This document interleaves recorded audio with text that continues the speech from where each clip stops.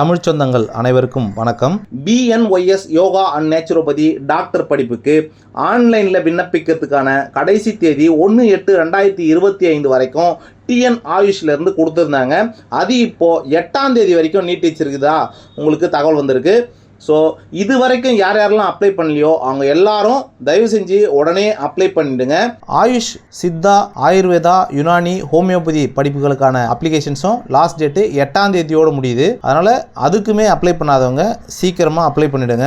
Last date அன்னைக்கு apply பண்ணிங்கன்னா என்ன ஆகும்னா எல்லாரும் ஒரே நேரத்தில் அப்ளை பண்ணும்போது சர்வர் ரொம்ப பிஸி ஆகிட்டு யாருமே அப்ளிகேஷன் போட முடியாத சுச்சுவேஷன் வரலாம். அதனால் முன்கூட்டியே உங்களோட அப்ளிகேஷன்ஸை போட்டுடுங்க. போட்டவங்க எல்லாருமே அடுத்ததாக என்ன கேட்குறாங்க அப்படின்னா கட் ஆஃப் எவ்வளோ, ஆயுர்வேதா எவ்வளோ, சித்தா எவ்வளோ, யுனானி எவ்வளோ, ஹோமியோபதி எவ்வளோன்னு திரும்ப ஒரே மாதிரியான கேள்விகள் திருப்பி ரிப்பீட்டடாக கேட்டுட்டே இருக்கீங்க. அவங்களுக்கான வீடியோ தான் இது. ஸ்கிப் பண்ணாமல் முழுசாக பாருங்கள்.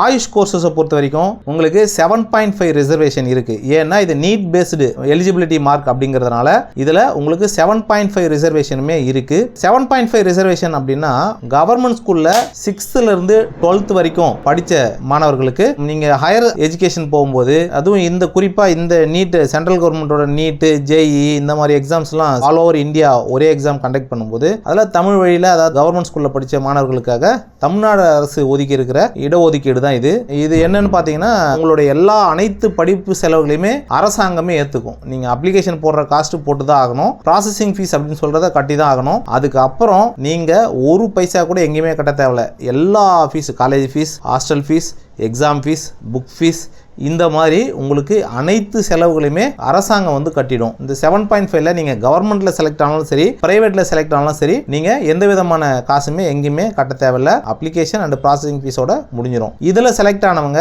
2024-25ல கவர்மெண்ட் காலேஜில் எவ்வளோ கட் ஆஃப் அப்படின்னு பார்த்தீங்கன்னா OC கேட்டகரியில் சித்தாவுக்கு 470, ஆயுர்வேதாவுக்கு 495 கட் ஆஃப் இருந்திருக்கு. BC பார்த்தீங்கன்னா சித்தா 468, ஆயுர்வேதா 464, ஹோமியோபதி 418, யுனானியில் 371 வரைக்கும் செலக்டாக இருக்கிறாங்க கவர்மெண்ட் காலேஜில். அடுத்ததாக BCM பார்த்தீங்கன்னா சித்தாவில் மட்டும்தான் 428 கட் ஆஃப். MBC அப்படின்னு பார்த்தீங்கன்னா 468 சித்தா, ஆயுர்வேதா 464, ஹோமியோபதியில் எதுவும் இல்லை MBC கேட்டகரிக்கு. யுனானிக்கு 433. அடுத்ததாக SC பார்த்தீங்கன்னா 429 மார்க் சித்தாவுக்கும் 435 மார்க் ஆயுர்வேதாவுக்கும் கட் ஆஃபாக இருந்திருக்கு போன வருஷம்.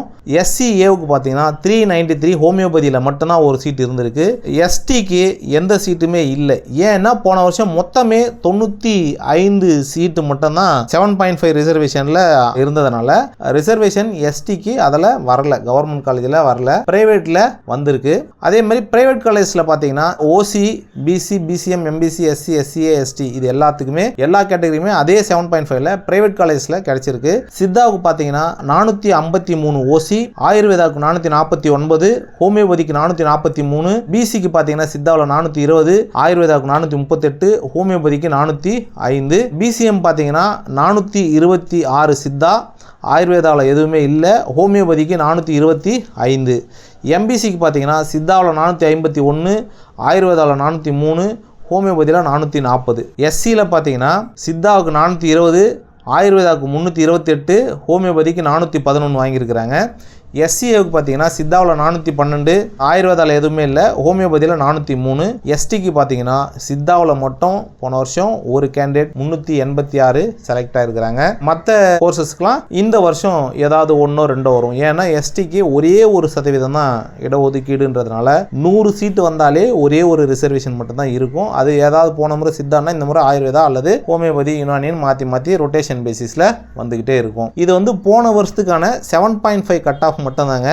இந்த வருஷம் இன்னும் இதை விட நீட் கொஞ்சம் டஃப்பாக இருந்ததுனால மார்க் இன்னுமே ஒரு 50 மார்க் வரைக்கும் மேபி குறையலாம். அப்போ எல்லா கட் ஆஃப்மே இதை விட ஒரு 50 மார்க் வரைக்கும் கம்மியாகிறதுக்கான வாய்ப்புகள் இருக்குது. பார்க்கலாம்.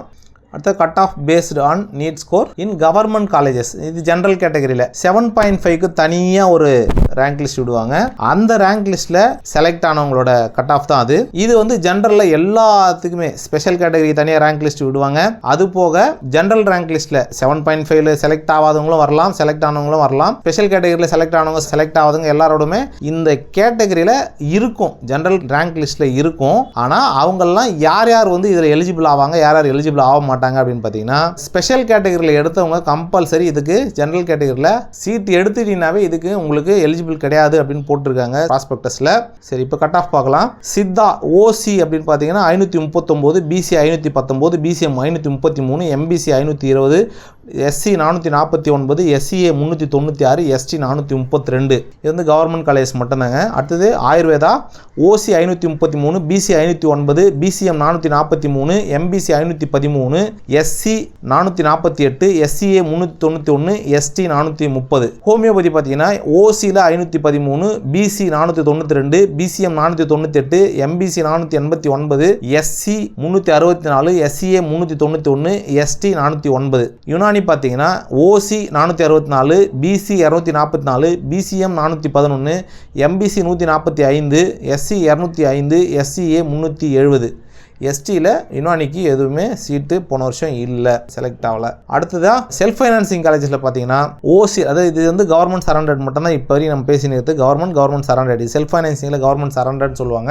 சித்தாவில் OC 334, BC 131, BCM 140, MBC 133, SC 139, SCA 316, ST 311. ஆயுர்வேதாவில் பார்த்தீங்கன்னா OC 335, BC 134, BCM 145, MBC 158, SC 179, SCA 280. எஸ்டியில் ஆயுர்வேதாவில் போன வருஷம் எந்த சீட்டும் இல்லை. ஹோமியோபதியில் OC 264, BC 134, BCM 165, MBC 134, SC 141, SCA 140, ST 207. So இது வந்து செல்ஃப் ஃபைனான்சிங் காலேஜில் கவர்மெண்ட் சரண்டர்ட் சீட்ஸு. அடுத்தது கட் ஆஃப் அப்படின்னு பார்த்தீங்கன்னா மேனேஜ்மெண்ட்டுக்கு எவ்வளோ கிடச்சிருக்குன்னு பார்த்தீங்கன்னா சித்தாவுக்கு 90 எலிஜிபிள் மார்க் வரைக்குமே கிடச்சிருக்கு. ஆயுர்வேதாவுக்கு 133 தான், கொஞ்சம் காலேஜஸ் கம்மி, 6 காலேஜ் அந்த தான் இருக்குது ப்ரைவேட்டு. ஹோமியோபதி 105 வரைக்கும் செலக்ட் ஆகிருக்கிறாங்க. இப்போ பார்த்தது வந்து மேனேஜ்மெண்ட்டில் பார்த்தோம். அடுத்து ஆல் இண்டியா கோட்டாவில் எவ்வளோ கட் ஆஃப் அப்படின்னு பார்த்தீங்கன்னா ப்ரைவேட் காலேஜஸில் ஆல் இண்டியா கோட்டா சித்தாவுக்கு 223 வரைக்கும் செலக்ட் ஆகிருக்காங்க. ஆயுர்வேதாவுக்கு 255 வரைக்கும் செலக்ட் ஆகிருக்காங்க. ஹோமியோபதிக்கு 171 வரைக்கும் செலக்ட் ஆகிருக்காங்க. இந்த மேனேஜ்மெண்ட் ஆல் இண்டியா கோட்டா ரெண்டுமே வந்து யுனானி வந்து கவர்மெண்ட் ஒரே ஒரு காலேஜ் தான் இருக்குதுன்றதால யுனானி இதில் வராது. ஏன்னா பிரைவேட் காலேஜ்க்கு மட்டும் தான் மேனேஜ்மெண்ட்டும் ஆல் இண்டியா கோட்டாவும். ஸோ கவர்மெண்ட் காலேஜ் யுனானி மட்டும் தான் இருக்கிறதுனால அதில் மேனேஜ்மெண்ட்டும் ஆல் இண்டியா கோட்டாவும் நிச்சயமாக வராதுங்க. ஸோ சித்தா பிரைவேட் காலேஜ் இருக்குது, ஆயுர்வேதா பிரைவேட் காலேஜஸ் இருக்குது, ஹோமியோபதிக்கு பிரைவேட் காலேஜஸ் இருக்குது. அதனால் மேனேஜ்மெண்ட் கோட்டாவுக்கும் ஆல் இண்டியா கோட்டாவுக்கு மட்டும்தான் நமக்கு இங்கே கட் ஆஃப் பார்த்தோம். சரி, நிறைய பேருக்கு என்னென்னா கட் ஆஃப் அப்படிங்கிறது ப்ரீ ஃபிக்ஸ்டா அப்படின்னு கேட்டிங்கன்னா ப்ரீ ஃபிக்ஸ்டெலாம் கிடையாதுங்க. கட் ஆஃப் அப்படின்றது நம்ம இந்த வருஷம் அப்ளை பண்ணுறவங்களில் கடைசியாக எந்த மார்க்கில் கேண்டிடேட் செலக்ட் ஆகுறாங்களோ அந்த மார்க்கை தான் கட் ஆஃப் அப்படின்னு சொல்லி போடுவாங்க. ஸோ நிறைய பேர் கட் ஆஃப் என்னென்னு கேட்குறீங்கன்னா எவ்வளோ இந்த வருஷம் கட் ஆஃப், எவ்வளோ இந்த வருஷம் கட் ஆஃப்னா முன்னாடியே டிசைட் ஆகாதுங்க. இந்த வருஷம் அப்ளை பண்ணுறவங்களில் டாப்பில் இருக்கிறவங்க செலக்ட் ஆனவங்களோட கடைசியாக யார் செலக்ட் ஆகிறாங்க, டாப்லேருந்து யார் கடைசியாக செலக்ட் ஆகிறாங்க அந்த கடைசியாக செலக்ட் ஆகிறவங்களோட மார்க்கை தான் இந்த வருஷம் கட் ஆஃப் அப்படின்னு சொல்லி போடுவாங்க. கட் ஆஃப் அப்படிங்கிறது மேபி டாப்பில் இருக்கிறவங்களாம் வரலை அப்படின்னா அப்போ கட் ஆஃப் வந்து குறையிறதுக்கு வாய்ப்பு இருக்குது. டாப்பில் இருக்கிறவங்களே எடுத்துட்டாங்க எல்லா சீட்டையும் அப்படின்னா கட் ஆஃப் அதிகமாகிறதுக்கு வாய்ப்பு இருக்குது. இவ்வளோதாங்க. மற்ற டீட்டெயில்ஸ் எல்லாமே உங்களுக்கு அடுத்தடுத்த வீடியோவில் கண்டிப்பாக போடுறேன். எந்த விதமான சந்தேகங்கள் இருந்தாலும் கண்டிப்பாக கமெண்ட் செக்ஷனில் கமெண்ட் பண்ணுங்கள். இந்த வீடியோ பிடிச்சிருந்தா உங்கள் ஃப்ரெண்ட்ஸ் சர்க்கிளுக்கு ஷேர் பண்ணுங்கள். மறக்காமல் சப்ஸ்கிரைப் பண்ணிட்டீங்கன்னா நான் போகிற வீடியோஸ் உடனுக்குடனே உங்களுக்கு வந்து சேர்ந்துடும். மறக்காமல் பெல் ஐக்கானை கிளிக் பண்ணிவிடுங்க. நீங்கள் பெல் ஐக்கானை கிளிக் பண்ணிங்கன்னா நான் போகிற வீடியோஸ் உடனுக்குடனே உங்களுக்கு வந்து சேர்ந்துடும். உங்களுடைய கனவுகள் அனைத்தும் மெய்ப்பட என் நெஞ்சம் நிறைந்த வாழ்த்துக்கள். நன்றி.